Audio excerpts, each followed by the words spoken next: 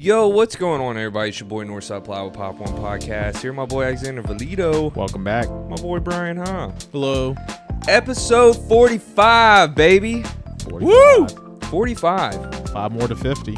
That's crazy, actually. This week will be the year anniversary of us dropping episode 1. Yep, we're filming on Sunday. Tomorrow, Monday the 22nd, is 1 year of Pop.1. Yes, and throughout this year, we have accumulated millions of views on Instagram, millions of views on TikTok, and like 500,000 views on YouTube. And that's couldn't awesome. have done it without Bryan Ha. We couldn't have done it without Bryan Ha, but we couldn't have done it without you, without the viewers too. Yeah, the viewers, Alex, Bryan, myself. I think that when me and Alex really started this, like, it didn't hit me till like a few days ago, where I was like, damn, we just locked in for like a whole year, dude. Like, and didn't stop. We told ourselves that we're gonna get to the next level by any means necessary. And really, all it took was just us upping the quality and being ourselves. And expressing the love and passion that we have for these card games, for card game communities, for the players and the collectors alike, and just sticking to the script. I think we did a really good job, and I think we're doing a really, really good job now. It makes me look into the future, and I will tell you that when we started all this, you know, we've done all types of different gimmicks with the Pop.1 brand and everything.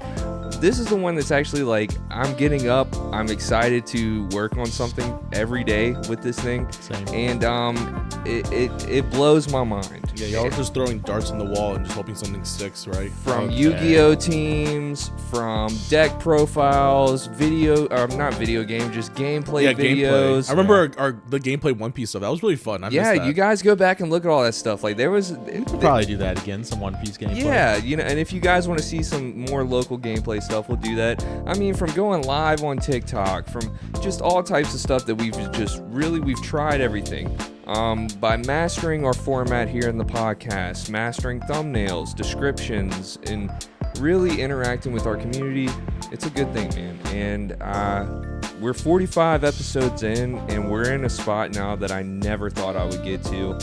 It feels damn good. Yep, and if you're new here, once we get to 5,000, what are we going to do, Preston? We're going to give away a box of OP13, a sealed box of OP13, which it kind of dipped down. It was like in the 400s last week, but it's going right back up. So hopefully by the time we hit 5,000, I hope that booster box is like worth thousands of dollars. You know what I mean? And we can give it to somebody that is just very passionate about the game.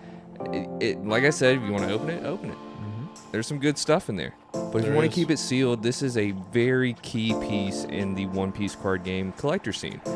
And somebody that is subscribed and is following us will be going home with that. But today, we are on episode 45. We got a little bit to talk about with the new Naruto game that I don't know about you guys. I am so hyped about this game. Extremely hyped. I've been a Naruto fan since at least 2004. You know what I mean? So... It's super exciting. We're going to go into the newest announcement with the Flame Fruit competition. We've been talking about that since they even mentioned it. That's going to be in Dallas this September. So we're going to be telling you guys, I guess, how you can try to get into that. And it's going to be a big competition. We got a few read the rooms with Alexander Valito, and the deck doctor is in. We got some cool lists. I saw him a little while ago. Yeah. So I'm excited about that new OP16 list. So without further ado, let's get into episode 45. Let's do it. Let's do it.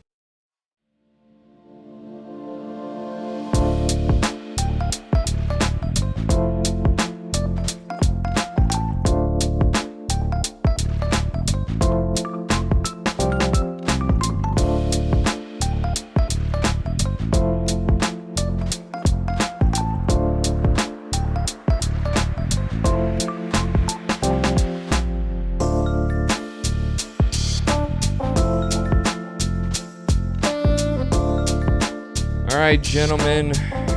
Naruto TCG. Crazy. I think they called it the Naruto card game, so NCG.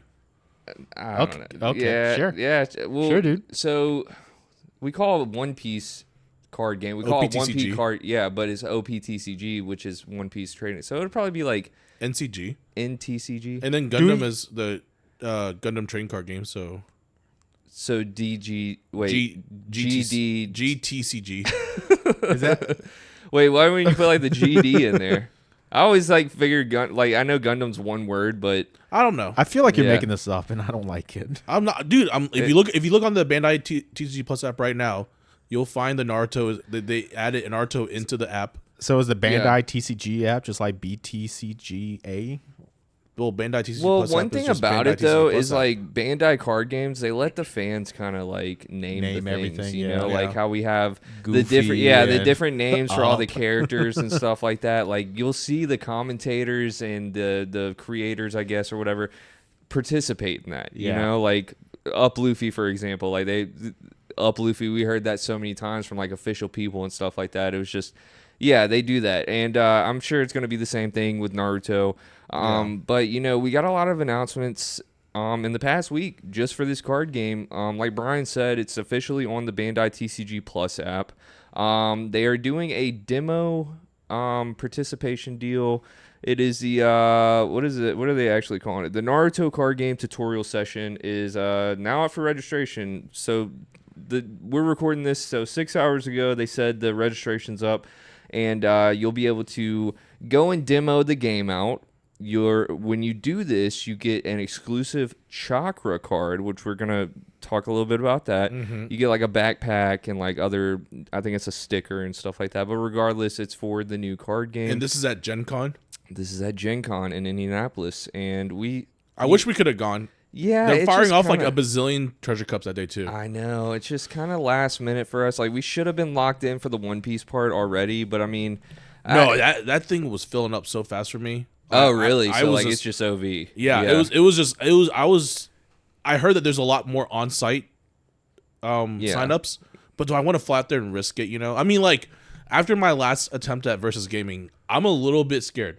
Now, granted, I believe the people that are running this one is going to be running it a little bit differently, and from what I've been hearing from the community is that they're going to be firing these treasure cups like almost like throughout the day, basically. Well, that's cool. So the chance of you getting in is probably really good. Maybe we should just lock in and just fly out there, but I have a thing with conventions, man. Like they just, you know, the last convention I went to was actually next to a Yu-Gi-Oh! YCS. yeah. And it was Level Up Expo. They were actually doing the super pre-release of One Piece card yeah. game and stuff. And dude, when I tell you, like it was at the same venue that we went to Vegas for the last that Bandai huge- Card Fest. that It was the huge same one, exact venue. And what it was is like we walked up and the line, you know how big that whole convention center was. It was wrapped around there and we thought it was for the YCS.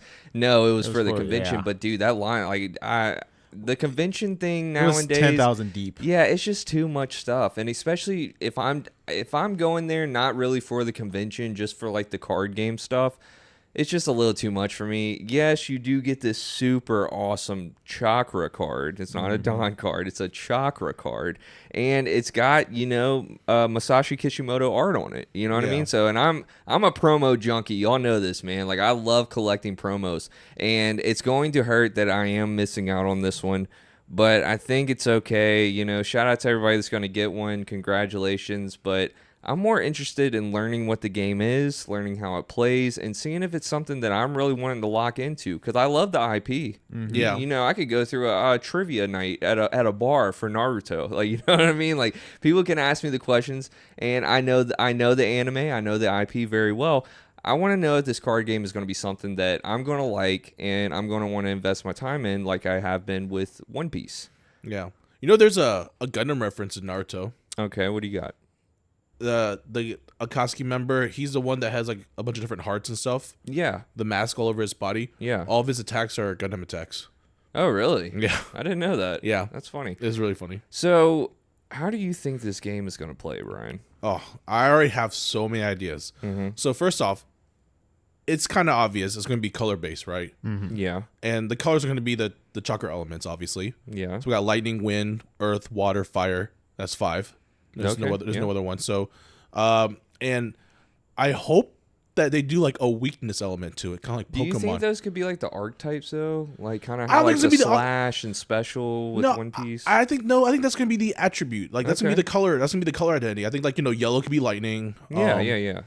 Green could be wind. Black might be earth or purple. Yeah. I don't know. Or maybe they leave purple for like yin and yang. chakra elements maybe later down the road, but I do believe that it's gonna be these 5 elements for sure, and I hope that they implement like the weakness element that they did, kind of like similar to how Pokemon does, so like a lightning does what, like 2 times more damage to a wind, right, and like et cetera, that would be interesting. I would, because like I don't think Bandai has anything like that in any other card game. I could be wrong. I don't play Digimon or Dragon Ball, so I have no idea how any of those elements work. I only know how One Piece works and how Gundam works, and there's no weakness element in those card games as far as I'm aware. But I wouldn't be surprised if there is like a weakness element, just because that's so prominent in the anime, how they're always talking about how like, oh, my chakra element's gonna counter your chakra element, blah blah blah, and how like that's why Naruto had to like redo his chakra to be able to fight Sasuke, because he was already like just mismatch to Sasuke already. But I think that's gonna be implemented somehow, maybe. The other thing I think is that they're gonna take a lot of different cuts from Riftbound. Personally, I have a big theory that they're going to implement like a leader system similar to Riftbound, where you have a team captain who's stationary, stays on the board, has an effect, is the color identifier for your deck, and then you would have like a chosen team captain that's on the side, kind of like a commander, or for like, for Riftbound, a chosen team captain, and you can, deploy them whenever you want, Yeah. And I also believe, which you mentioned it too, and I totally agree with you, lots of more like trap cards, type of like hand traps, something, like in Riftbound they call them ambush, where they set them face down. You pay the you pay the mana cost, or in this case the chakra cost, and you place it face down on the field somewhere, and you do whatever. That's how I think it's gonna be. And like the way Riftbound is right now, the gameplay wise, I feel like it can read really well. It can translate really well into the Naruto card game, because like how you're trying to conquer battlefields, you're trying to complete missions in Naruto, kind of like how the old Naruto game was, I believe, and whatnot. I just think that there's a lot of elements in Riftbound that can be ripped into this Naruto card game, and I truly believe that this is a great way for Bandai to make a new card game that is completely different than their any other card game. And see, that's go ahead. Yeah, what we do know is on the chakra cards itself is that when you use it, you flip the chakra face down. You don't tap it as a resource. You actually, flip it face down. So does that mean there's going to be an element where your chakra resource is a limited resource, not exactly like a Don mana system, or where maybe you can it's have not a the main resource? That like, would you know be, what that I would mean? be Like interesting too. Maybe there's another. And please God, don't make it. I got to discard a card into an energy zone from my hand or something like that. Lorcana type. Well, no, that's what Dragon Ball does. Yeah, and that's the reason the game was awesome. Yeah. The Dragon Ball, everyone latest said one. Yeah, everyone said the Dragon Ball game is just a rip of One Piece. Everything but the mana system. Yeah, it was like, and that's why I enjoyed it, obviously, because we love One Piece, but it was like every turn you got to discard a card to like your Dawn Zone or your Energy Zone. It's like, dude, I don't want to do that every turn. It's like it's messing up my resources. It's messing up my gameplay, right? Where I got to pick a card to discard basically, and it's the only play for the rest of the game for that card is for energy. That's it. I didn't like that, and I hope to God that they do not do that with Naruto, because it's not going to work. People aren't going to like that. And it also gets me into this other conversation. And we said this 100 times before. One Piece was a lot of card players' first card game. Yeah. And we've learned that. We have a lot of friends that never played cards.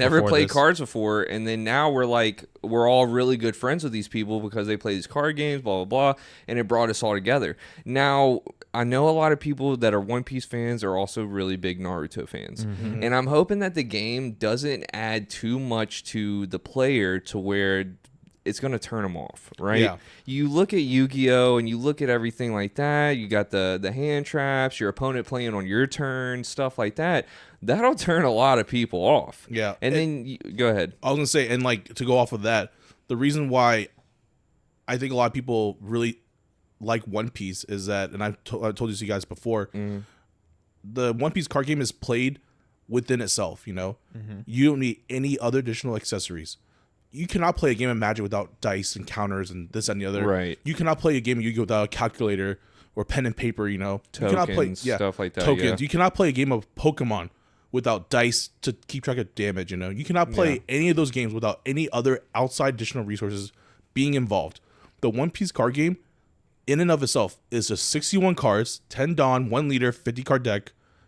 You versus them. That's it. You don't need any other outside additional resources, which is what I think makes One Piece such a beginner-friendly game to begin with. That's why so many people do gravitate towards One Piece, because the game is easy like that, you know? Yeah. You don't need any other bullshit. Exactly. You know? And, it's going... If Naruto is a game to where they're going to be like, hey...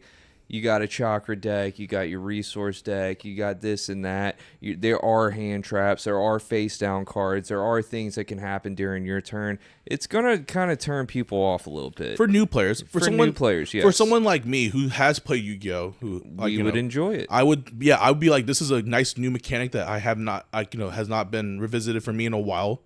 I would like this again. Yeah. That would be interesting, because a lot of Yu-Gi-Oh players who are still playing Yu-Gi-Oh, the reason they don't switch to One Piece is because it's not as complicated as Yu-Gi-Oh. It just doesn't. Which is crazy, because it is very complicated. It is definitely a very can complicated be. game. The goofy play is, you do have to big brain it a lot of times. And I talk to Yu-Gi-Oh players all the time, and it's funny. Shout out Michael Moore. Yeah. One of our good lifelong Yu-Gi-Oh friends. He's a huge Naruto fan. Huge Naruto fan. He's a huge One Piece fan as well. But the thing is, he's like, dude, I like playing it on my opponent's turn. I like having trap cards, and I get it. Don't get me wrong. We come from the game. We understand where he's coming from. But it's just like, One Piece was such a breath of fresh air to us that we're still breathing it. You know what I mean? Like I cannot imagine going back to a Yu-Gi-Oh game.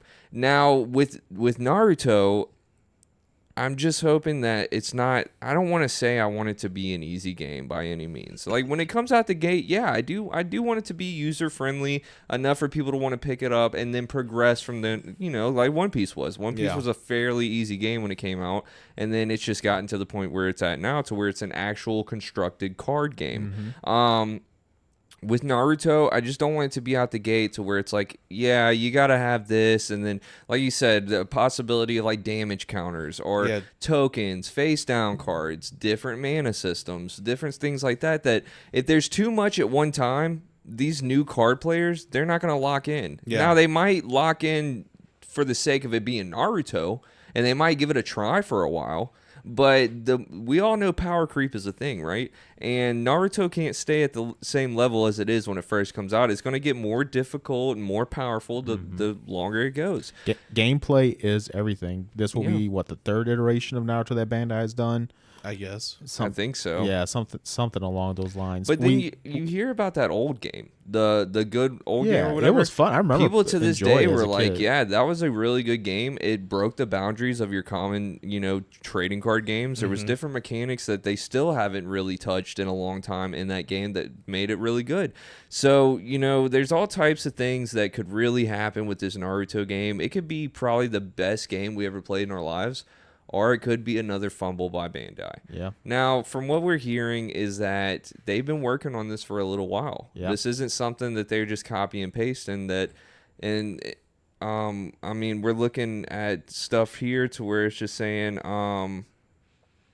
design-wise, it's a pretty strong clue about how the game may work. My current guess is that the game is some kind of separate chakra deck or chakra resource system.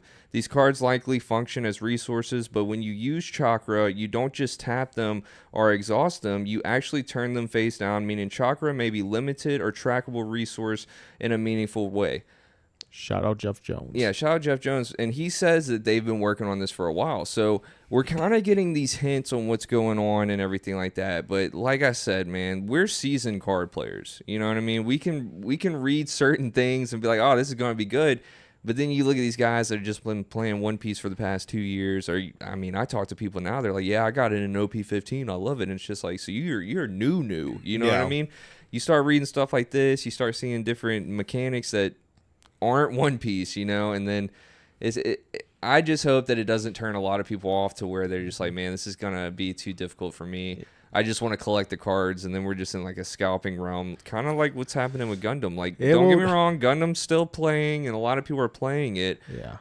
But the star decks are scalped. Yeah, we will see at the next Bandai Card Fest, and we'll report on that because people couldn't believe last time that we were like, there's a lot of Gundam players last time. Dude, those lines it was were a lot. It was insane. And we're gonna be paying attention to that. But I don't know, man. I feel bad for Gundam to be like is reaching its first anniversary soon. Yeah. And I'm been playing Gundam since it came out. I actually, what was it? I want to play more Gundam, but the way the Bandai Card Fest setup is this year, I don't think I'm gonna have a chance to. You're not, and I'm really disappointed. Not only are you have your invite for Nats, right? Mm-hmm. Congrats. There's something else going on. And you know, by the way, guys, we don't just want to pivot away from the Naruto stuff. We're super excited about it. Can't wait for it. We just had a lot of announcements. Yeah. More news. We're probably gonna be covering Naruto until we don't like it anymore. And if the game's trash, we're not gonna trust me. We will let you guys know if we don't like the game. Right now, all we have is speculation, anyways. Yeah. Right now, we're super excited. We love Naruto. I cannot wait to get more news. I want to see the cards. I want to see gameplay. Yeah, I cannot wait to see much, gameplay. Man. Need to see gameplay. But you know, we can sit here and talk about stuff we don't know forever. So we're just gonna move on. Going back to what Brian said, we got a lot of announcements on One Piece this weekend. Yep. And not only did Nationals announcement come out, the date for everything, blah blah blah, the Flame Fruit competition. Now, when did they announce this? When do we hear about this? When they did that one big reveal, a couple of months ago. Yes. And like they were like, we're gonna have this thing called the Flame Fruit competition. And what did we say? It's gonna be a Dawn. It kind of looks like a Dawn card. Isn't it a Dawn? I mean, I don't see a plus 1,000 on it. Oh, it's just a card. What is it? Pull it up. I think it's got to be a Dawn. I think it's just a winner card. Like the world's winner cards. We'll pop it up on the screen. I didn't see 1,000 plus on it. Hold on, I'm gonna look. Now that you say that, I haven't either. Yeah, I see the serial. Alex is gonna look it up while we're talking. I see the serialized number, and I see which it's only 100, right? I thought it was 10 or whatever because only 10 regions. Is it only 10?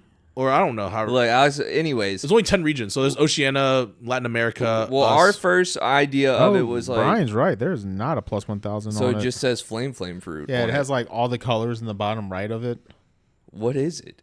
Just a prize card. So it's just a collectible card. A serialized collectible card. What's the numbers on it? It just says 00 for Japan. That's just like Oh, okay. Anyways, whenever this came out, we were like, yo, what if it's a Dawn? You know what I mean? What if it's something like that? Well, it looks like it's something. We don't know what that is, to be honest, but whatever it is, it's gonna be $1 bazillion. So, and I'm not, there's a lot of details with this tournament. The one thing I do know, 5,000 players. That's a lot of players, guys. That's like, we've been asking for this, you know what I mean? They're doing it in 4 different pods. Was it 4 or 5? I saw 2 different phases. I'm not sure how many pods. I think it was, and guys, we might mess this up, all right? But we're just guys that are just talking right now, so don't kill us in the comments. From what I understand is there are multiple pods, right? Yep, and there's like 2 phases of it. We all play in them. Yeah. And then if you get a certain top in that pod, those top players from each pod will compete with each other. And then I guess the top cut from that will compete for the whole final deal. And what's cool about this, not only the fact that it's 5,000 players, meaning that if you want to play, you're probably going to get in. You know, that's a lot of players. Did they announce if it's single elim or if it's Swiss? I think it's Swiss. I think it's. Is this Swiss? Because Josh was mentioning it. He's like, I think it's a single elim knockout, and I was like, that's crazy. I don't know. I don't know. Would be crazy if it was a single elim knockout. Let us know in the comments. But I do know that if you win, each game that you win, you get a card. Yeah. Mm-hmm. Starting off with the Dressrosa Lucy Dawn, which is, for all you Lucy players out here, this is the Dawn you need for your deck. Straight up. Shout out Lucy. Love that deck.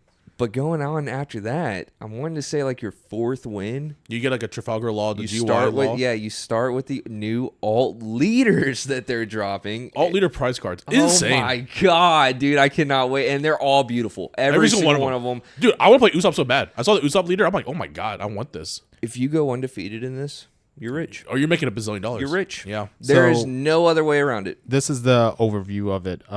Standard format, capacity 5,000, 4 block Swiss rounds. Yep. It's Swiss rounds. Yeah, Swiss, 6 rounds. And then I guess only 6 rounds, Brian. Yeah. Only 6 rounds. That's just a big local. Only 6 rounds. Let's go. That's a store championship. 4 block single elimination, top 32 of each block. That's fine. Oh, okay. So yeah. So yeah. like so that's after that's the second turn. Yeah, that's the second phase. Oh, and here's you said this 1 win you get the Flame Fruit Coliseum Dawn card. 2 wins you get. So it is 2 a Dawn of those. card. Yeah. 3 you get 3 Flame Dawn cards and a Trafalgar Law. 4 wins, you get 5 Don cards in a Trafalgar Wall. 5 wins, you get 5 Don cards, a Law, and a Usopp. 6 wins, you get 5 Don cards, 1 Law, 1 Usopp, and 1 Sabo. You're talking about not the. I think that's the leader card. Sabo. No, I'm talking about the. Oh, this is just via 6 wins. Yeah, the Don. When you're saying Flame Fruit Don, you're talking about the Flame Fruit Coliseum Don. Yeah. So if you get 6 wins, you get 5 of those. It's not the prize card. It's imagine, but imagine getting like 5. How much? That's like the Red Bull Don all over again. 6 wins. Uh-huh. And you get 3 leaders and 6 Don. I think you get a Don for every win. Yeah, so 6. You'll get 6 Don total if you go undefeated. Oh my god, boys! Oh my god! I'm locking in for this. I'm sorry. Even more so than that is the top 64 and the top 32. Yeah. Is the RU Ace and the up. Is that for this? Yes, that's for like the phase 2 part. Oh my god! Yeah, that's absolutely insane. So it was crazy, and like I'm not sure y'all noticed this, but the RU Ace is the top 64 one, right? The Up Luffy is the top 32 one. Jeez. And how that, if y'all look at it, that's how Worlds was. So what won last year was Emu, right? Yeah. Yeah. And then second place was Up Luffy. And then third was Ace. That means we haven't revealed the championship prize card. Imagine it's an Emu. Is that with the elders with the elders behind them? What if it's the I'm gonna throw up, guys. What if it's okay, spoilers, skip ahead 20 seconds. What if it's the revealed face of Emu?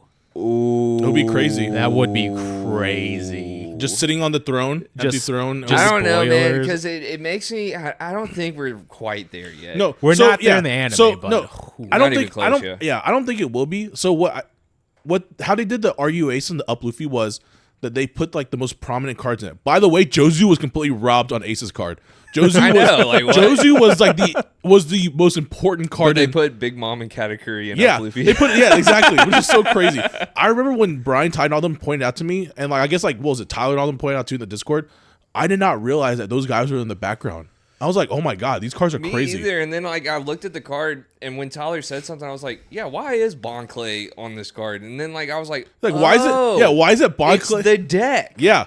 It's like, why is it really cool? Why is it input on Bon Clay? Why is it the Wano Zorojoro? Why is it Dress Roast Whole Cake Island Nami?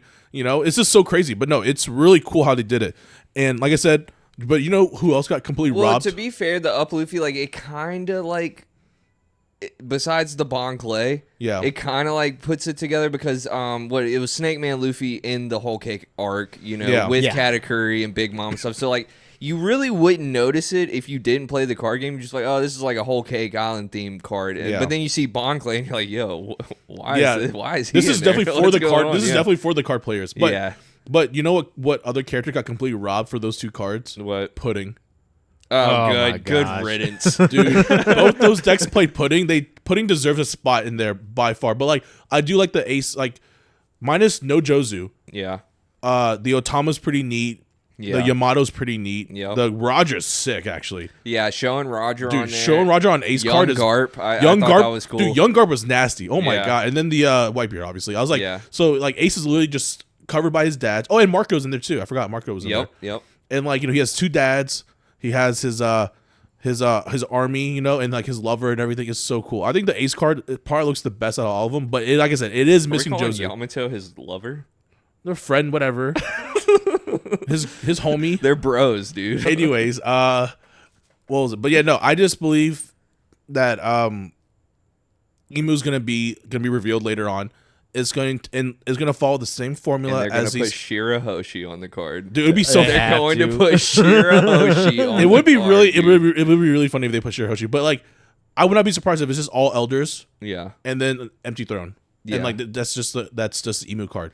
Or it's like sick. Emu on the throne, elders around, and just Shirahoshi. Like a silhouette, like a faded on the background. Yeah. It's just is it not like what was it? That's just how they're leading it, right? Like that's awesome. I honestly did not think of that. So top 8 would get the Emu card. Oh man. But dude, you know, shout out Bandai, man. Like, legitly, you know, we come here on the podcast a lot and we criticize the tournaments and what we want and what they've been missing and what they've been messing up on, blah, blah, blah. They literally were like, you know what? We'll give you everything. Here. What do you got to say What now? do you got to say now? You want 5,000 people here? Yeah, 5,000. 5,000. And you know what? We might put more in. We might put more in. You guys want playable cards? 5,000? Like, we're all getting in. You want leader? You want You want leader prize cards? Yeah. Here you go. Here you go. We've been asking for that. We've been begging for now leader we've prize gotten cards. them before, but then they just like stopped. Well, the Zoro was like the first, like the serialized Zoro was like the first one. People I think it was just like crazy. Yeah, it was super popular. I think there was one way in the beginning, like there might. Yeah, you're right. Luffy, yeah, like, Red Luffy. Yeah. Well, what they're also doing is they're doing cool leaders. Yeah. Yeah. I don't want these lame leaders. And you know, not every prize card has got to be like a cereal either. I'm glad that these are like, you know, they just look good. Yeah. They just look really damn good. They do. They put their whole elbow into it. They cooked. It's like, honestly, like, is this going to conflict with Nats? Like, because I might drop from Nats. Exactly. They're on the same weekend. Like, is this going to be like a big and not to mention Bandai Card Fest One Piece. Like, this is just for One Piece, right? Am I mistaken? Like, it's saying Bandai Card Fest featuring One Piece. Like, this, I think the flame fruit competition is what's overshadowing most of it. So like, this or have they been listening? Yeah, I mean, like, is this going to be a One Piece event? Like, is this like taking away like the that'd be One Piece amazing Day? for the line and everything. Yes. Also, sorry, I didn't mean to interrupt. No, you're good. No, you're good. But go ahead. did you also see that if you don't have a flame fruit competition like badge thing, you can't shop? So that means it's only for competitors. Wow. So that means like no scalpers potentially. Not only that, the one thing I didn't like was the no general mission. Like, you know what I mean? That was a little. So for the content creators that don't play and stuff like that, it does. I wish that they could give like what do they call them? Media passes. Yeah, media passes. You know, something like that. But they might. Look, I'm sure. But everything going on, I can't complain about nothing, man. No. Like, this is like, now imagine if they were to drop this and they were like, you know, 1,500 players. That's all they could. Oh, I'd cry. We'd be all sick. There's no point. Stomach. There's no point even trying. Yeah, no, 5,000 players. I mean, this will be the best of the best. This will be probably the most competitive One Piece competition that there ever was. Which is amazing. That's what I love. And I love everybody's gonna be locking in. This is the tournament of the year. Yeah. Out of every card game, this is the one. This is TOP. This will be the. And they themed it around one of the biggest competitions in One Piece was when, you know, Luffy went to Dressrosa. There wasn't really ever a tournament arc in One Piece until that point, right? Yeah, dude. Yeah. And now we're getting the official. I guess that is a tournament arc. Yeah. Yeah, the flame fruit competition, man. You know, this is like this was a big part of the anime. I love that arc. People hate on it because it's like dragged out. I thought it was so Dressrosa well done. was a good arc. Dressrosa is such a good arc. I clumped the Whole Cake Island into all that, you know, so I get kind of bored by it. Yeah, because there's a lot happens in Whole Cake. Like they do, like you get Sanji backstory, you get Big Mom, you get Whole Cake, you get Dressrosa. This is a lot. It's a lot. So that's just my personal take on it. That's why they have Zoe. What in between those or? As something like, like a break, that. As a break in the thing. I get mixed up on the timeline on when it happened. This Whole Cake's after Dressrosa, though. It's Whole Cake's immediately after Dressrosa. Then it's just that like I said, I just for some reason I clump Whole Cake with all of it. And to be honest, like that's kind of the same with me because like I just think of it like Dressrosa and the Whole Cake stuff like right before Wano, and then like because before that, what it was like Punk Hazard. Yeah. So my how I do it is. Right after Marineford, it's Fishman Island. Yeah. Into Punk Hazard. Yep. Into Whole Cake Island. The entirety of it because there's like too many like Zoe and Dressrosa. Too many, not many. Dressrosa was pretty long. Yeah, Dressrosa. Honestly, I probably could differentiate both of them. Yeah. But like it's just like they're just so interconnected because Big Mom was so prevalent in like that entire arc. Yeah. So that's why I just like that's what I envision. That's like us first time seeing like them really talking about emperors and shit, you know? Besides Whitebeard. I will say that, you know, I didn't think that, you know, with Bandai, man, you can kind of tell when they're trying to, like, not retire their games, but, like, slow them down a little bit for the next one to come in. It does. It's kind of weird that as soon as Naruto, like, gets dropped, like, we get, like, the biggest competition for One Piece. We get, you know... The game lately has just been really kind of powerful. It's kind of been pushing people away from it. I mean, we just gotta, you know, we gotta call the elephant in the room. There are a lot of people that are quitting the game right now, and I'm not gonna say a lot you know, I will say that there's a number. There are, there's people that are quitting, but the speed of the pyro creep is not I will healthy. say that there's a lot of people joining the game too. So it's like I really don't know how to put this data together, but we gauge a lot of our data off our own locals, and it literally was, I want to say a month ago, we kind of had a dull where there weren't that many people, and now we're consistently seeing 25. No, our locals have been huge. Yeah, I was like, what are you talking about? No, I was talking about when it was dying off. Yeah, for a little before like a month and a half ago. But this format, OP15 was kind of slow. A lot of people just didn't like playing Namis and Pinels. I still don't like that. Was like. I mean, OP15 was probably like the most toxic format. Speaking of, I thank God Pudding's banned. Now that you mentioned that, dude, imagine right now Pudding was a guard. Imagine you could play Pudding in a Nami. Oh my God. Oh yeah, Nami would be disgusting. It'd be bad. I hate Nami with a passion. It's just so funny that it's just like people are like, why would Pudding get banned? Blah blah blah. Like we can kind of bounce back off of that, and it was just like, dude, now, right now is the reason. The amount of times I have 10, 11 cards, and I'm like, thank God. Do you know what? Do you know what makes me want to throw up too? I'll talk about getting Deck Doctor too, but do you know what makes me want to throw up?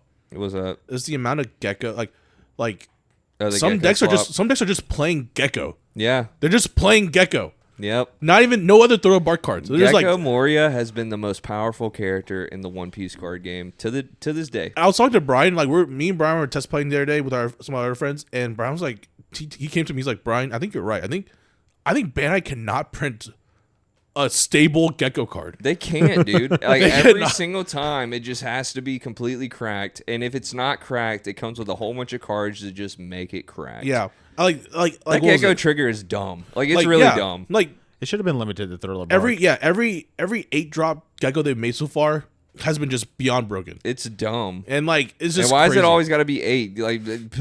Make that motherfucker a 10, dude. Come on, bro. Why is it always got to be an 8-drop Gecko? Yeah. That's just so powerful. And it's not even the monster is powerful that much. You know what I'm saying? It's the trigger. It's like, dude, stop pulling out the Heel Zoros or the Kiku, even if they want to pull out Kikunojo, or they pull out the Perona, or they pull. It's just like, bro. And now the Galdino. Oh my God! I hate that card, dude. Yeah, the Galdino or the Marco. Oh, this is disgusting. You know, I read it every time because I'm just like, this card can't do that. And then they're like, oh, no, it can. You gotta remember though, your BY Teach gives all your characters +1 cost on your opponent's turn. Yeah. So if you have a 9 cost, then it can't touch the 9 cost because you'll be 10 cost technically. Right. But what is the stipulate? It's 9 cost or lower. Yeah. So, but which is most of your deck. Yeah, everything.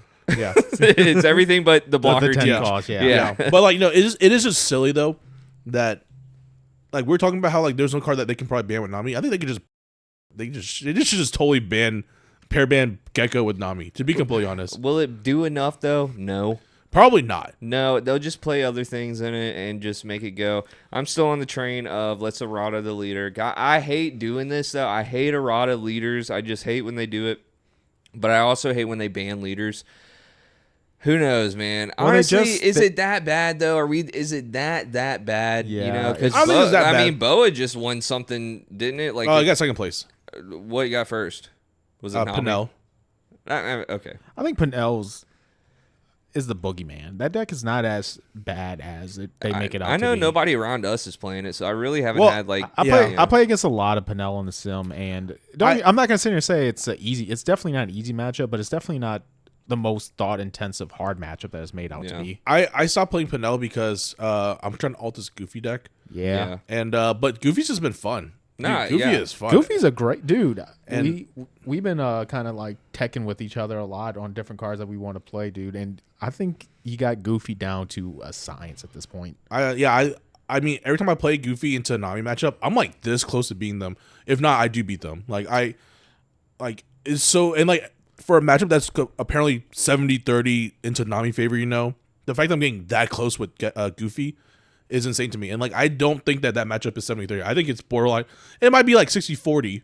If you know what you're doing. Yeah, it might be 60-40 depending on die roll, I don't think it's 70-30. I don't think I get completely walked through the park by Nami at all. Yeah. But I do think that it's up there, and there's a specific way to play it, And the cool thing is I was watching my friend Michael play Goofy against Nami last night, and he got a couple games where he won a couple games, and he played both those games differently. He had he played it where he had a full wide board and would just swing good numbers and use the reset event to reset everybody and just keep on hitting. And then he won a game where he just established double unblockable boa. It was like swing, and won. So like, there's different ways to play Goofy, and there's different ways to win with Goofy. I'm not sure what the exact science line is to beat Nami yet, but there's some incorporation of the Bon Clay, there's some incorporation of the boa, and there's some incorporation of the green Galdino from the starter deck. Like those, like as of my testing, those 3 cards are probably the best cards. Oh, and Brook. Brook is actually just nuts in that deck. Brook is SR? SR, from OP4 15. Yeah. Oh, really? Yeah, that card's you get to rest any card on play, and then you can trash it to give one of your one of your pretty much your boa. Cool. Or your it's broken. Yeah, one of the combos I've been doing to close out games unexpectedly. Say they have a blocker and a Don up, I'll summon the Rush Luffy, knock out the blocker, and then I'll play the Brook, rest their Don, and just swing for game. Yeah. And I still have 1 Don left over from doing that play. Hell yeah, that's some good shit, brother. Yeah. One more thing before we go off. Well, we still got to talk about OP. Well, that's what I was going at. Yeah. So, what do you guys think of the leaks for OP 17? Oh, do I have some thoughts? Yeah, you do. Now, Alex was telling me that all those other characters were the leaders. So, is that confirmed? The 4. It's pretty much concerned. I know that Whitebeard, Newgate was confirmed. Yeah, Newgate's confirmed. The new Luffy. Yep. Big and then Mom. we had the images. Big Mom, Shanks, and Kaido. And now, and then that's only 5, so we're missing 1 more. We're missing because they did confirm that's going to be all mono colors. Luffy's the black. Big Mom is yellow. Kaido is purple. Shanks is green, and Whitebeard is red. Which so we're goes missing back, a blue. yeah, which goes back to what you were saying about how they're redoing all the leaders. You know, like the old leaders. Now, like Alex said, the last one's blue. I don't see Loki being a blue leader. I don't see it. I either. think You know they're what I'm going to saying? keep Loki because by the time the set comes They made out, a Loki card that's already black. It has to be blue black. But they said they're all mono. They did say there's going to be an unexpected leader, which I don't. You know, is the 4 Emperors unexpected? I would argue that it's unexpected, but I think. Wait, when are we getting the Frankie? Exactly. That's exactly where I'm going. Was that leaked for OP17 or was that for something else? I think that was EBO5. Yeah, that was an EB thing, right? Yeah, but it can't or PRB or whatever. No, it can't be EBO5 because EBO5 is heroine's. Was that 2.0. when they were leaking the stuff for OP17? Is it has Frankie? to be. Yeah, it has to be Frankie then. And I can see him being blue. I can see him being blue too. Yeah. Huh. Interesting. See, I don't know. Kaido could be purple. Didn't they also say it would introduce a new game mechanic too? Or I'm not sure about new game mechanic, but I think they said something like that. Yeah. I mean, something similar, but like to them, game mechanic is just like it's so hard keeping up with. Yeah, exactly. And like how Ben I said it, like game mechanic could just mean like unblockable as a key term or character rush as a key term. Yeah. Not necessarily like we're gonna introduce XCs where you can stack your leader on top of another leader and do shit. But like we're gonna give you an extra. that would fit like Frankie's design as a character. Yeah, with the boats and everything like that. That'd be cool. Yeah, I would think so. But like I don't know. In my personal opinion, like Kaido stage that could play as characters. That would be tight. That would be cool. But like Kaido can go both ways as blue or purple because Kaido has had blue and purple cards. Yeah. Same thing with Linlin. Linlin can kind of touch some purple cards. Linlin has a lot of. I mean, there's a kind of Curry starter decks coming out, you know. Yeah. And why would you not support? Like, you know, why would you not make? Because they're releasing that in a couple months. But a lot of the Linlin cards were yellow originally, and that does appear to be. Yeah, the but they're all rotated out. So how did you feel about Whitebeard's leader effect? It's just rad beam on a card. It's kind of underwhelming. Well, what's really crazy is that RU Ace gets another set of support. Yeah, crazy. Why does RU Ace is the most livable? If you invested in RU Ace, when it came out, you are making dividends. You're paying dividends, and you're making just a profit because like that guy just keeps on. It's a day that keeps on giving, you know. I definitely agree. I think that it's going to be cool. Like the Luffy leader looks cool. It's definitely going to be support dependent. Yeah, I really like, and Bryan Ha mentioned this too. I really like how they did it because it has to be cost 12, right? Yeah, and there's only goes up to 10. Mm-hmm. So like think about it this way: like the cost 12 is like the Giants. Yeah, and that's Elbaf. You know, it's very cool how they're doing it. I'm really into it. I'm not even gonna lie. Man, I'm excited for sure. Like the Kozuki plus 20. I mean, yeah, I'm talking about that, but I'm talking about like, you know, like the Giants are like, you know, maybe like the new mechanic could be like they go beyond 10. No, maybe the mono black Luffy deck could be the only deck in the game, or at the time that like treat this card as 12 Dawn. Yeah, it does seem that this Luffy is more so geared towards the Giants than Straw Hat package stuff, So so that means we're gonna get like Colin and the girl. So most likely, like the Loki and all that good jazz will be for the Black Luffy. I'm pretty convinced that you can follow like the anime for between sets and kind of just see what's going to be coming out. Because I mean, obviously, the first little part of this anime is about to be over, and I'm letting it build up before I watch it all. So you would think that it kind of would end off on like us getting the flashback going into God Valley. You know what I mean? But I think we're still kind of far away from that, to tell you the truth. It's 13 episodes before we take another break. And is there 13 more? Yeah, no, 13 total, right? So we're like episode 10 or something like that. Yeah, I'm wanting to say there's like only like 2 or 3 weeks left. Yeah, I believe that it's going to end, and spoilers again, skip ahead 10 seconds. It's going to be Frankie looking at the mural is where it's going to take a break then, but not too far from that, we did God Valley. Yeah, so we'll probably get that next, and OP's 18 is God Valley. We'll probably have like the rocks and stuff, and young Garp and stuff. So who knows? We're probably gonna get more Red Blue Ace support. Well, maybe? What if that? No, Garp is a Navy. It has to be blue. Yeah. What if that's the last leader? We need out there too, dude. That's true. We still need a blue leader in this set. What if it's Garp? I don't know, man. Because we all know that Rocks is going to have purple in it. Because we already have a Rocks pirate character from the Heroine set. We had Lin come out. Yeah. And she was purple. And she's the only card to this day that says Rocks Pirates as the tag. There's some that say, oh, yeah. I mean, she's the one that says Rocks Pirates. There's a lot that say former Rocks Pirates. Yeah, no. Well, and then that would still count as a tag as well. Yeah. What color were those? Yellow and other bullshit colors. Okay. As far as we know now, Lin is the only solid Rocks Pirates card. Yeah. And I forgot what she did. I don't think she ramps a Dawn. Yeah. And then you take a card and you put it on top of your deck, and then on KO, you draw. Okay, so I think I'm sorry. On play, you take a Dawn, you ramp it. I forget if it's rested or active, and then you draw a card and you take a card from your hand and put it on top of your deck. And then on KO, you take the top card of your deck and you put it on top of your life. Oh, well, who knows? So hopefully Rocks would be purple yellow. We get a Lakers Rocks, and I'm hoping purple black. I want him to be. I want him to be so powerful that it makes people quit the game. You want that? Okay, no, we don't. Dude, you got to think about it, dude. He was like one of the most strongest beings in the whole show. Yeah. Right. To this day, I mean, from the beginning, people were talking about Rocks. I mean, dude. The more I think of, Damn, spoilers, would you?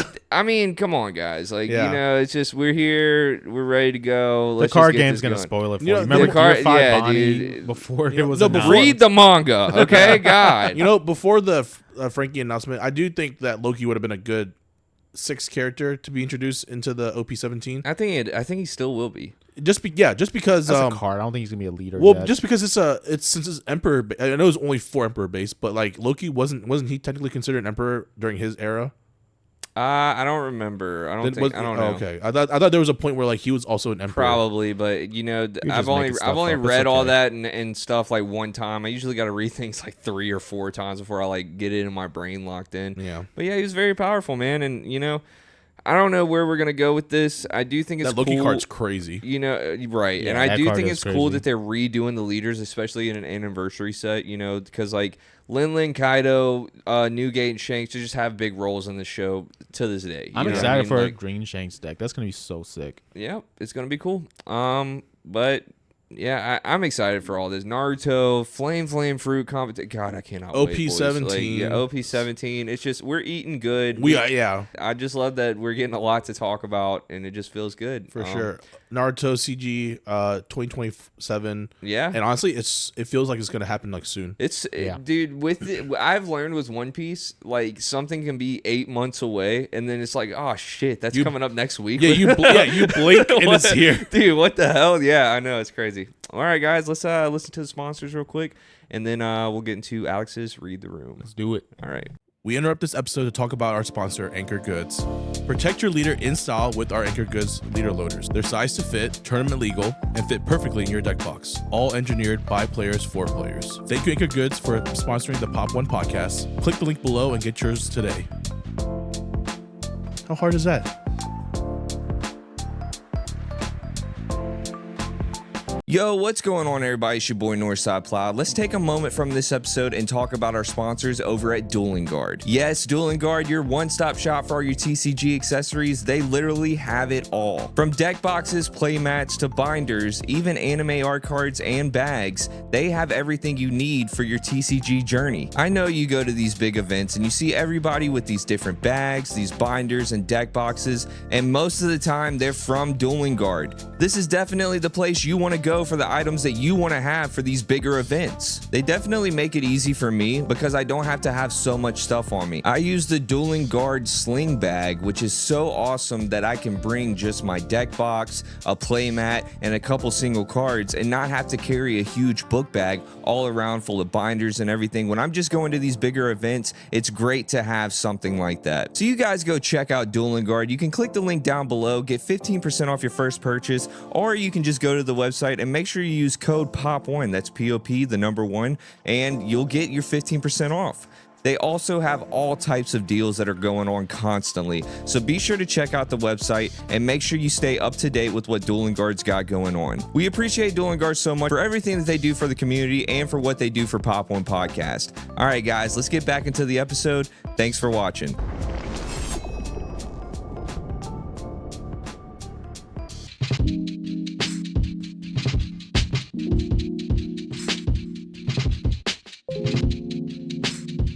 Welcome back to the Pop.1 podcast. My name is Alex, and this is Alex Reads the Room, where you send us your email about what you want us to discuss. Today's email comes from someone named Jacob, and it goes, "Hey Pop.1, I'm pretty new to the One Piece TCG, and I'm finding myself in a bit of a dilemma. I played Yu-Gi-Oh for a long time, and my approach there was always pretty simple. Figure out what the best deck is and play that. I enjoyed winning, and learning the strongest deck felt like the most efficient way to improve. Now that I'm getting into One Piece, I'm wondering if I should take the same approach or if I'm setting myself up to miss out on part of what makes the game fun. One thing that really stood out to me is just how many cool leaders and decks there are in the game. I'll see deck profiles or leaders that look incredibly fun to play, but then I look at tournament results or tier lists, and they're nowhere to be found. It makes me wonder if I should invest my time learning something I think is cool, or if I'm just making things hard myself by not sticking to the top decks. Would you recommend that a new player focuses on the strongest meta decks available and learn the game that way? Or is it better to spend time finding a leader or play style that you genuinely enjoy, even if it's not considered top tier? How important do you think personal enjoyment and deck identity are compared to competitive strength, especially for someone who's still learning the game? Have either of you ever had success sticking with a deck you loved? Yeah. Even when it wasn't considered one of the best decks in the format? I'd love to hear your thoughts and experiences on this. And always, hand shuffle till you die." Dude, I love that, man. I love that that's like the end of the emails every time. We got to get the shirts made. We got to do merch it. Merch coming soon. We're still working on it. We're gonna bring hand shuffling back legal in Japan. So a lot in that email, and it kind of I feel every part of it. So yes, you say there's no tier list to be found. There's tier lists everywhere. You can find a tier list pretty easily. There's a YouTuber, Kaizoku. I don't think he's talking about tier list. I think he means like he doesn't see his the decks the fun decks. The decks he thinks are fun. They aren't. So on the tier list. I played a deck that was really good, then really bad, then really good, and then really bad. It's my pet deck. I did that with Yu-Gi-Oh too. It was just you can do that. And you can also take the approach of playing the most powerful deck and learning that and blah, blah, blah. I think it's actually good to learn the most powerful decks, even if you're not playing them, because it does help your game. This is a game to where you have the upper hand if you know your opponent's deck, right? 100%. You know what's going on. You know what they're going to play. You know their curve. You know dice rolls, all this stuff and everything like that. You are going to have some sort of advantage. If you want to play a deck that's not like the top meta right now, you can still win. Mm-hmm. And I've said this since One Piece has come out. You can, there is a world where you can bring out any leader and still go all the way with it. You can, within reason. That's just One Piece. Yeah.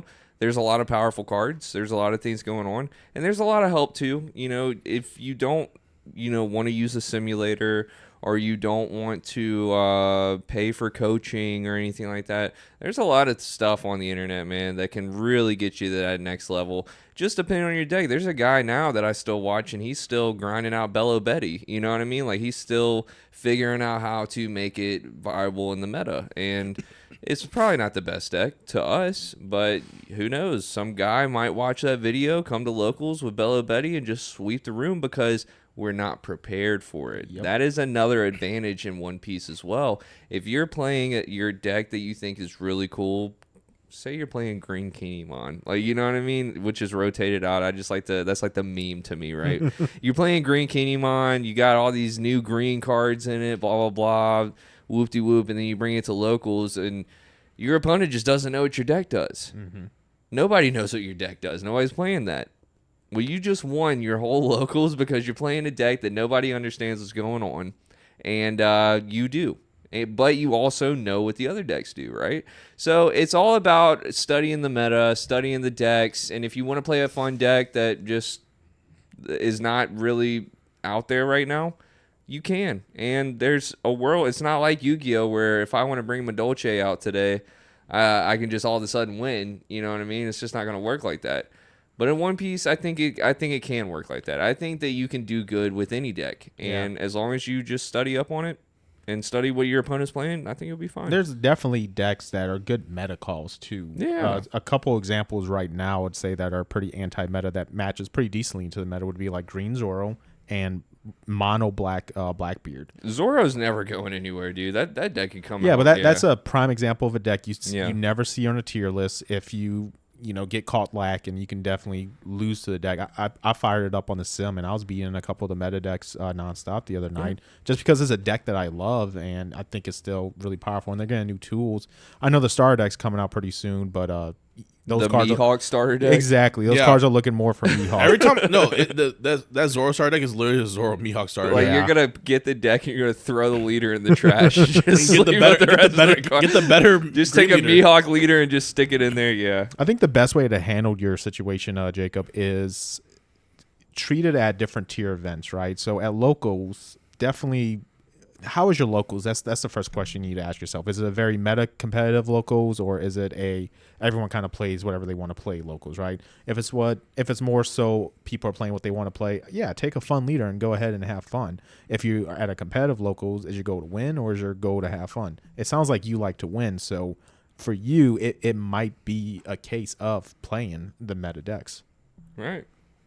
Yeah, I mean, it's hard to ask me because all I want to do is just win. Yeah. Meta sheep. I am just a meta sheep. And, like, it's just funny because I keep on, like, you'd be surprised that I say that all I want to do is just win, and I have not touched a Nami deck, like, at all, these past few formats. Well, you can win and still hate a deck. No, I will say that, Brian, like, I was surprised when you picked up Purple and L. Yeah, me too. You know, last format, I thought that, but it's funny because you do start out with all the other decks because you played every leader last format. You played Rebecca. You played Lucy. What were the other ones? I played Black Croc. Yeah, you played Croc. You played all that stuff, and it was like, okay. And then you were like, you weren't doing too well at locals, and you looked at me and you're like, all right, I'm sleeving up Pinel and watch. And then you literally topped every locals after that. So it was just like, you can be what everybody says, the meta sheep, but Bryan Ha picks up every deck, and he tries them out until he's just like, all right, I'm playing the meta. I do think there is some truth of you can play a meta deck, but you don't want to play it if it's not fun. Like, for example, Pinel. I tried playing Pinel. I did not enjoy that deck, but then I sleeved up Lucy, and I was having a blast and winning, and I was playing a meta deck. Yeah.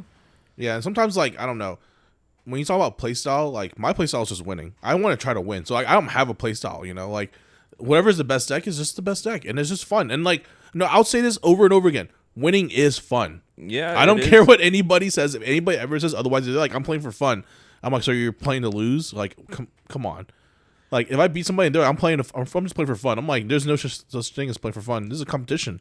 That's a meta sheep answer if I ever it is. It is. You know, I don't know why I'm saying this because I'm like the most dog ass player too. Like, dude, I can't top a regional to save my life. You know, I can probably top Treasure Cup maybe, but these like these regionals I've been going to, like I keep on going X3 every single time, and it just kind of just grinds my gears. You're just right there, man. It's because you are actually good. If you're looking at meta versus fun, I really think it's not impossible to find a good mix of the two. There, especially when we're in jungle formats like this, where there's just a bunch of decks that you can play. There's nothing wrong with finding a deck that you both think is fun and good into the meta. For me personally, Goofy is the perfect example of that. Yamato was another one that I found to be very fun and it's turned out to be a pretty darn good deck. It's just Yamato is just so linear for me. I hate playing decks that have just one thing, and that's why I liked Pinel. And actually, I'm looking back on it. That's kind of why I like most of the decks I played.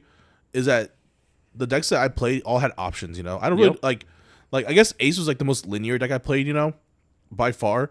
But let's see, like Up Luffy was like very like a lot of different things can happen. Yep. Depends on you're at the mercy of your leader effect. Pinel, you're at the mercy of your draws and everything, and just constantly just playing out characters and doing all the options. But Green Purple Luffy, that deck had tons of options.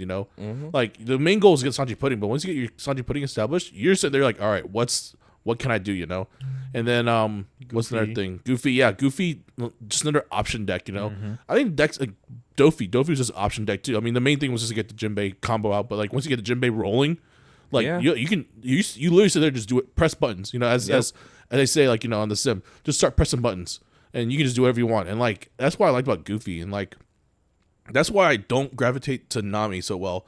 I tried playing Nami last night.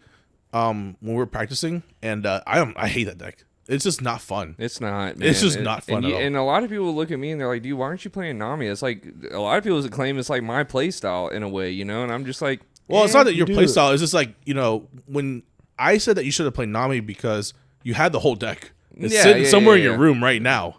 Somewhere. Like, you could literally put it together right now, and you can go to locals. I just don't like it. I don't like how I know how to play it. I could probably play it very well. And honestly, if it's still going ham in this Flame Fruit competition, this might be what I bring. But I like other decks, man. I like decks that are just kind of piss my opponent off. I think that's the decks that I like playing. I loved playing Enel. Is that why you like Blackbeard? I love playing Teach. It is pissing everybody off, man. And when people sit down in front of me, they're like, oh, God, why? And then it's just like, but it's funny because I'm dodging like all the Nami players, which that's who I want to play the whole time. But yeah, man, it's just I like playing decks that piss my opponent off, and a lot of people don't like that. So you would prefer sticking to decks that are more fun than necessarily the best deck in the room? I like playing anti-meta. I've always loved playing anti-meta. I don't mind losing to like the worst deck in the room as long as I can beat the best deck in the room. And that's how it was, like, and I always bring back Dofi format. Dofi was running the world, dude, but it didn't have a crazy bad matchup against Enel, but it wasn't a wash like it was to every other deck, you know what I mean? And when I played Enel against Dofi, I would say that I won at least 60% of the time, more than I lost. Yeah. See, for me, it's definitely playstyle. I have to have a deck that fits my playstyle. I like card advantage in hand, and I like controlling the gameplay. If I can have those two things, which was why I liked Lucy so much, is why I like Goofy so much. It's because they fit both of those type of playstyles. And Lucy was kind of like an anti-meta type of thing, kind of, but like it was one of the three. And I'm not going to say Teach is anti-meta. I think Teach is actually meta. You know what I mean? Yeah. Like I think Teach is a very good top deck right now. But I think that's why I liked Emu too, because you got to draw a lot. And Emu was meta. That was probably my biggest meta. It was just right there. It was a very fun deck. You could control the board with the elders and everything in the ground depths to negate the effects. It was a really and we had a Emu. Deck. We had one Emu come to locals, and like shout out Basie, he was playing it, and like he doesn't play One Piece all the time, but like he was still like doing some things. It was actually funny. And then we were all looking at Emu. It was me and Tyler. We were sitting there and we're like, this deck is still good. Yeah, like, this deck is like still really good. It fell out solely because of Lucy. Because it played the event that bounced the stage. But nobody's playing Lucy anymore. I don't tier 1-5 maybe. I think it's tier 2. Yeah. Maybe a little bit of. I think that Emu could still cause some damage. It'd be really funny if Lucy won the Flame Fruit competition. Go full circle moment. Like should I do it? Well, we got it. So the thing about the Flame Fruit thing is, What if Lucy just OP17? Yeah, I know. Out, yeah, I know. I'm just saying, like, what if Lucy shows up and is like, Lucy was actually the best deck to play. Like, it just beats all the Emperors. And it's me. And I'm like playing, like, you're just like, yo, how you doing? I'm like, I'm undefeated right now. Yeah, like, it's like Nami. What are you playing, Lucy? Like you're saying that no, Nami might still like. What if Nami's so prevalent to OP17? And what if all the Emperors just randomly just lose to Lucy? You know, and then Lucy just wins the Flame Fruit competition. It'd be really freaking funny. Actually, I actually might just grind out Lucy just for that reason. Let's do it, Team Lucy. But yeah, Jacob, thank you so much for the email. That was a good email. Yeah, it's good. Send us another one. Send us more. And if you're listening, please send us an email at pop1podcastsubmissions@gmail.com. That's pop1podcastsubmissions@gmail.com. Link in the description. We'll have the website done before episode 50, I promise. Before 50, so that's 5 weeks. So you guys. I'm hoping that I got to order more samples to make sure the clothing. I don't want to just put like clothing out there and say, "Hey, buy this," and then you guys get it, and it's not the best, right? Yeah. I will say the quality of the shirts. We're using comfort colors. Comfort colors, which every show I go to, I ask specifically, "Hey, do you have comfort colors?" Because they are the best quality. In my opinion. People like them. Yeah. I mean, I'm just a fan of 100% cotton. Yeah. Like, you know, I hate the polyester shit. But yeah, man, thank you, Jacob, so much for the email. We really appreciate it. But without further ado, let's get into the Bryan Ha's Deck Doctor.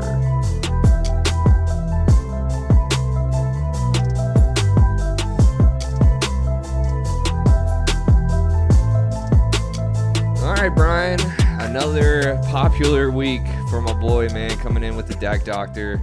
All right, I got the list that you sent me. We're looking at a Kalgara. Yeah. Okay. What you got? You know, this is the first for this segment, but I'm looking at this list. I feel like he's a longtime listener because he's did everything right. This deck is borderline perfect. You're not changing it. I'm not changing it. It has everything that you would want. Wow. Yeah. Max out searchers, perfect amount of 2Ks, upper yards busted. Sky Luffy's crazy. Insane. The Kalgara cards are insane to go with the Norland card. Yeah, if you want to beat Teach, play Sky. If you can play Skyline and Luffy in your deck, that's how you beat Teach. Yeah. I looked at this and I was like, wow, there's probably nothing I would change. I even thought about, like, you know, when I was looking at it, I was like, oh man, they're missing the 10th drop in Nell. But then I was like, nah, this deck wants to go aggro as hell. Why would I waste 10 Dawn to play in a Nell to heal, you know? Yeah, I was gonna say maybe the Satori, but then I was like, oh, this it's a 2K. Yeah, it's a 2K anyways. It's searchable 2K. Yeah, exactly. It's like, you know, yeah, exactly. So I was like, there's really nothing that you can really change with this deck. This deck is like borderline, like perfect. Like, got all the wipers, got the Kalgaras, the 3 Kalgaras. Yeah, 3 different Kalgaras. 3 wipers. Maybe ratio wise, dropping one of the big Kalgaras, but then like 2 is such a good number because it's not a brick. It's a 6/8. You know, it can contest a lot of bodies, and you can get that out really early. You know, you get that if you're going even curve, you get that out on turn 3. Kind of nuts, you know.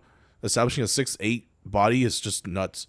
So there really wasn't much for me to take into consideration because this deck is, you know, does everything that you want it to do. You know, has the wiper cards for the weenies, has upper yards crazy search card. The wiper cards are crazy, and like, you know, like they max out on the Satori and the not Satori, Nami searcher and Shura searcher. And yeah, Sky Luffy is just a busted card. I agree. I think that I think this does it. This exemplifies how Kalgara wants to play. I'm looking at every card, trying to think, because you know me, I'm a little Sky Island connoisseur, man. I know what's going on. Like, there's a couple other events too. The event. What about the stage Arc Maximum? No, I don't like that. I don't like that. No, upper yard's so much better for this deck. You know, that stage is really good going into Pinel. Well, that's probably the only deck right now that's kind of good going Goofy, into. Pinel. Yeah, Goofy too. But okay, so here's the reason why Arc Maximum I don't think is that good, because that new wiper card does the same thing as Arc Maximum but better. Oh, yeah. You're right. And it's more on theme. It has a counter. It does everything the deck wants to do. You're right. I think that Kalgara card is crazy, and then it really fits well to the not the wiper card. I'm sorry. It really fits well into this Kalgara deck specifically.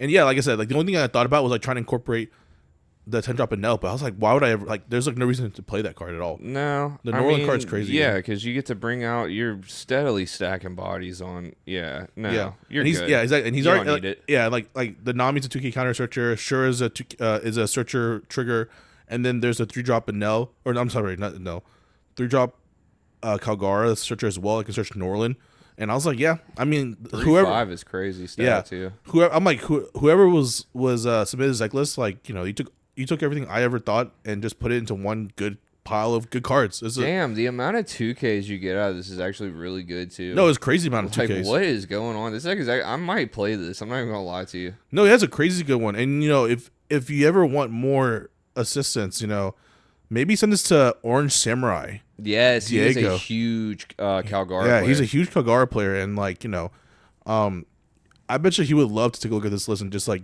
pick at it a little bit too, maybe. Yeah, shout out Diego, man. Shout out Diego. But yeah, no, I have nothing to say about this deck. It's perfect. I would rip this out tonight and play it. Wow, so we got our first submission that was just good enough. Yeah, no, yeah. I wouldn't even say good enough. It was just good as it is.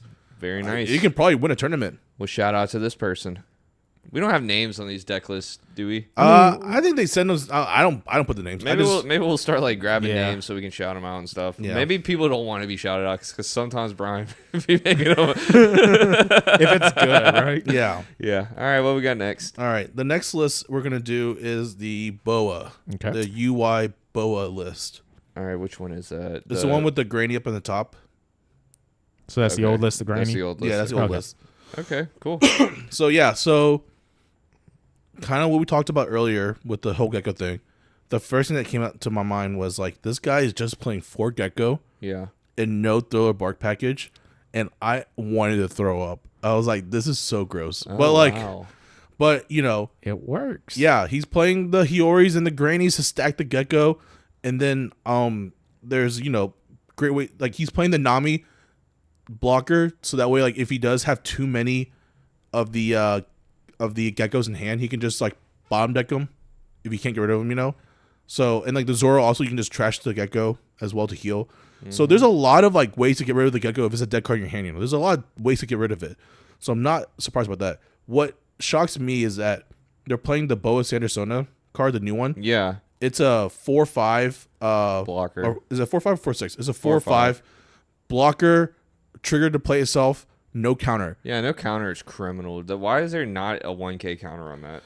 I don't know why, but like, you know, because the trigger kind of sucks too. Like, I mean, it's not like that bad, but like, it's just like if you have 2 or less life, play this card. Like, exactly. I remember put a 1,000 counter on that. I remember doing the pre-release when we were playing it. So many times I had it as my 3rd or 4th life. Yeah. And I looked at it, I couldn't even trigger it, and I was like, this is now I have a brick. Dumb, yeah. Yeah, but I look at that card, I'm like, why would you play this blocker when the blue Boa blocker is just way better? Oh, I just realized he's not playing the blue Boa. Yeah, that one is just way better in every sense of term. Like, talk about like to play that card. Yeah, that's like a staple. Like, cause like if you want to do some cheese play where you play the Boa, you see the Gecko, you can then cheat out not cheat out, but then you can play the Zoro to just put it on the life. You know, that's what you can do, man. I was like, look, I'm like, dude, what the heck? Like the Boa, the blue blocker Boa needs to be in this like 100% of the time, every single time. But otherwise, the ratios were really nice. Do you like the Nami? I did. Cause like I said, I want like that was their way to get rid of the Geckos if it had some too many in hand, you know. Yeah. Or they on their 10-don turn they could play Nami, stack a Gecko, play Borsellino, heal. Disgusting. Fair. Yeah. I would throw up. Yeah. No, that's fair. Yeah. So we're really just not liking the Boa Sandersona. Yeah. And I mean I don't like the Gecko, but you know, dude, this is crazy. Let's see what you did. Yeah. So I still kept it to their original thought. Yeah. And I kept the 4 Geckos in. Ugh. But I upped the Hiyori to 4. No Granny. And you just want more 2Ks. I mean, look, dude, you got the Gecko in. Now that you have another target with the Boa Hancock blocker, the Ren is a target, Zoro's a target. That's about it. Hiyori if you wanted to. I replaced the Sandersona with the good Boa. Yeah. I mean, and then I also incorporated he didn't have the yellow Nami either. Which, you know, I like it. I don't think it's like necessary, but it's a good card. Really good card. It is a good card. I just think that Nami card does so much for your deck. Oh yeah. So like I feel like it's criminal to not play it. So I just threw it in at 2. The other card I incorporated was the You're the One Who Should Disappear, because it's another way to get rid of dead geckos in your hand if you don't have any other way to get them in life. True. Or stack them, And on top of that, it's just a crazy trigger. That you can stack with Hiyori. You can stack with Hiyori. You didn't put the granny in this. No granny, just Hiyori's. Yeah. Which is enough. Yeah, which is just enough. And good then like 2K counter. And I kept the Nami blocker in to do the cheesy, Yeah. Stack the Gecko, play the Borsa or the Zoro, do the shenanigans. I saw where they were going with that, so I decided to keep that engine in. Yeah. I thought it'd be funny. And not much change to it. Kept the Boa Marigold, the new one. That one's a really Which good. I like that one. Yeah. I think it's fine. Just because of the fact that it's meant for Boa, it can be played off its trigger just because of your leader. Now the stipulation, the stipulation in the block in the effect is 2 or less life. It becomes a blocker. That's fine because it has a 1K counter on it. Exactly, it's a card that can do things, and it can just swing. Otherwise, A 5/5 I guess the too. Boa Sensor can swing too, but like the stipulation is just too bad. Yeah, for it. it's just like that trigger is terrible and no counter on it. I agree. Take the card out. Now I see you only run 2 of the Teach. Yeah, I mean, and 1 Perfume Femur. I mean, Teachers is really good in this deck. It is good. Teachers kind of nuts in this deck. Do we want it at 2 though? I think you'd rather just drop your Boa. Like, fair. You would probably like why would you drop? Because this deck is burn the deck. You know what I mean? Yeah, it's not a piss kid burn, but it's good. Yeah. Yeah, I mean, I just threw in 2 because that way you have 2 different ways to play it. Like if you're on even curve, you can just play the Gecko.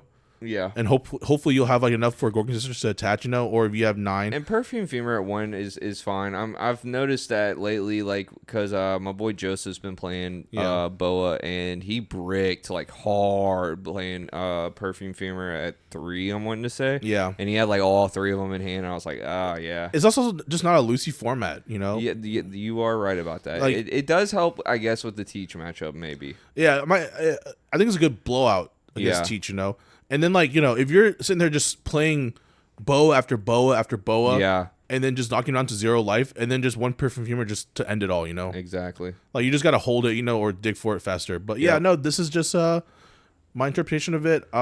Good list. Yep, thank you. I did want to try and incorporate Granny, but, the ratios are just not fitting, and I was like, I'd rather just play the 4 Hiyori. Yeah. Also, this list, I believe, is, very similar to a second place Japanese list that just topped. I saw that, yeah. So I think this is very, very close to it. I think they played more Perfume Femur and Gravity Blade. Gotcha. So, those are also very viable techs you can just play. I think Gravity Blade is having a big resurgence right now because it can hit Goofy, it can hit Pinel Weenies, it can hit Nami cards, it can hit Borsa, it can hit the Rosie cards. Yeah. So I think Gravity Blade is having this biggest moment right now. If you're not on Gravity Blade stock right now, get on G Blade, for real. Okay. I see you got another. You always bring out the decks that I'm either playing or I used to play. So yeah, you got a little Teach. Yeah, the last list is a Teach deck. It's the one with the Boas in it. That's the old list. Yeah. So this list was kind of like my first list. It's kind of the same without the. I didn't play the Pizarro. I didn't play Zehaha at 4, which is way too much. Yeah, I think this list was just a matter of ratioing. Yeah. No, not that it needed fixing, but just ratioing. Because we were talking about playing Boa in this deck for a while. And we were just having to see what the support. Which I still do, but I only play it at 1 now. Yeah, and we just want to see the rest of the support. The Pizarro is kind of crazy with no Van Augur. Kind of crazy not to play the Van Augur. I think the Van Augur is one of the best 1-drops in this build for sure. And so also only 3 full lead is ridiculous. That's your best card. Yeah, you need to see it. You want to see that more than any other card. And I understand your option because if you do see it, you don't need any more copies. Right. But why would you not maximize to see it in your opening hand every single time? It doesn't matter if you do see it, you don't need any more copies because it is a great card to draw to discard off the full lead. Yeah. I mean, yeah, it is, exactly. So there's no reason to not play 4 copies and just try to maximize seeing it every single time. Right. And yeah, so and they were just doing the Borsellino stuff, we were definitely on that. Yeah. At first, this list is our rough draft almost, Yeah. Yeah. And then So how I changed it up was this is actually inspired by iCali Kai. He went with the no Borsa route. Okay. And I believe in no Borsa. Really? Yeah. Dude, I don't know. Like, with me playing, I mean, I can see it. It is kind of bricky. It is kind of bricky. It doesn't flow with your engine. It doesn't have a trigger. Yeah. Like, you know, so yeah, it does. It does not flow with your engine at all. But I will say, at 10 Dawn, if I ain't got nothing to play and I got 2 Borsos in hand, dropping that double Borso feels good. That's nasty. Yeah. But just went the no Borsa route for this one specifically. And then, like... Sorry. You done? Yeah. Right. And then I dropped the Zaha to 3 because I don't think we need it at 4. I just think I think 3 might still be too much. Yeah, it might even still be too much. Yeah. But I think most lists are on 2. But the reason why I have it at 3 because you want to see enough because this is basically your version of Reject. Yeah. So you really want to see this enough so you can just go for the game, you know. And then another cool, interesting thing that I saw a lot of people were talking about. Alex brought this up, and it was kind of funny he brought it up because I started seeing it too. Was the I bid 5 million berries again? They played this in Old Teach, and I feel like they're incorporating this back in now, which I'm incorporating this into your list now because it's a good way to out the decks that are going wide. Yeah, you know, a lot of decks are going wider now, and this card will. And like that's how you beat this deck. How you beat Teach is that you establish more than 2 attacks. Right. Because you can only protect. You like early game. You can only negate 1 attack. Yep. And you're trying to either direct it to your board to do the effects on KO effects. You don't want to really do it to your life unless like they're going for your life. But nonetheless, you know, that's just how I'm thinking about it. But it has a trigger, so it's not completely dead. You can trash it. Yep. And if you draw into it, you can just trash it. The main thing is just leaving it in your life as a trigger, you know? Mm-hmm. And then if you're playing with the Teach and you see it, you see the ACOS Teach and you see the I bid 5 million, and you can really just mess up your opponent, you know? You can just completely throw them off curve. That's such a good way to out the Sky Island Luffy, too. I mean, they can still protect it. Oh, can they? Yeah. Oh. If they're playing Skyline Luffy. Yeah, they're playing. Yeah, no, I'm talking about like. No, I was talking about Nami specifically. Oh, yeah. Because that's one of the cards that kills Teach. So if you stack this, you can knock out the Skyline Luffy. And so yeah, I mean, yeah, it can knock them out. It can knock out the holies. It can knock out like some blockers. Some like if you're trying to go for game, you know, there's a lot of things this card can do. So I feel like this card deserves a slot back into the deck for sure. Yeah, and it's also not horrible against Goofy. Getting rid of the 1-drop situational. I mean, yeah, you can get rid of like you know like some of the cards too, so it's not too bad. That's good. Yeah, but like you know the fact that it just fulfills like a lot of like the deck's needs, which is having a trigger, you know. Yeah. And sometimes you want a card kind of like this that is like a quote unquote brick that you can just immediately know that you're gonna trash with your leader effect, right? You know? Or on mainly leader effect, but like like you just have like exactly or full lead. Yeah. You wouldn't mind seeing it when you have a leader effect established that you can do it to, and what was it? Full lead already established. Yeah, you know, and like easy you said, to do. You can stack it in life off the 8-drop Teach. Exactly. So you know it has its merits, and it'll get the job done. Yeah. We'll get the job done. I'm gonna try it. Yeah, I'm gonna try it. Zehaha might be too high, but I think with the ratio of everything else, I think that's enough. I mean, you could drop Zeha down to 2, and then maybe up the 500 million to 4. I went up 5 million to 4 because like that's real. I mean, it really is nothing but a discard fodder. Yeah, because I'm looking at everything else. You got the ratios perfect. It's just. The Zeha is bricky, man. Yeah, but it is a target off of leader effect. You know what I mean? So I mean, it's not that bricky. Like and like this Teach deck really has just like one way to do it. You know? Yeah. I'm really looking forward to like at this point now Peoria is over, so I really can't wait to see the reports of the decks at top. See some good data. I do know that there was a player that Jonas Abraham shout out. He went 9-1 day 1 with Teach. Nice. So. Definitely see his interpretation of it. You know, I do wonder if maybe he implemented the I bid 5 million berries, but I just know that this has been gaining some traction again. Yeah, as a way to just out boards. OP5. Yeah. So OP5, man, a lot of cards coming out of the woodworks. Yeah. So for a while. Yeah. I also remember the I bid 5 million berries being in mono black Teach. Yeah, and it was good. And it was it was just so crazy that like that version of Teach was so dumb to me when it was just like playing the trigger heavy variant, you know, where you're like, all right, I'm just gonna max out the My Eras, the finger pistols, the black vortexes, and this card, and just like, you know, every time you hit my like, I remember I played against a guy and I thought I was playing black yellow to begin with because like every time I hit like 5 out of 5 life, I hit him, My Era, hit him again, finger pistol, hit him again, I bid 5 million, hit him again, My Era again. I'm like, what? Dude, the Shreveport regional. I'll never forget that, dude. Like that was just like a Lucci and Teach room, bro. Yeah. Like the whole room. Yeah. And also shout out to Q, man. Every time I think of this deck, man, I think of our boy Q. He loves Teach. Yeah. And yeah. So yeah, it's a good list. Yep. These are my 3 for the week, and I'm glad to say that, you know, I didn't really have to change much. These lists are getting a lot better, you know. I feel like our listeners are listening and like realizing like, hey, I need to max out my consistency, you know. That's like, the most important thing, maxing out your consistency. If you got that, you got nothing. Max out consistency to any deck can make any deck better. Yeah. You know, and like that's why I'm looking forward to, you know, all these deck lists that y'all are sending me. Like it's just so fun to look at them and be like, I cannot wait to fix them up. So keep on sending them deck lists. I know some people sent me some more deck lists already. I saw some in the back pocket that I can probably fix up. So just keep on sending them, and we'll get you featured, you know, eventually. Well, yep. Good episode. I love you guys' segments, man. They're really good. Thanks for reading the room, Alex, and thanks for the deck doctor, Dr. Bryan Ha. You're welcome. You're gonna get your PhD in building decks. Just building decks. That's awesome, dude. No, man, I think it's cool.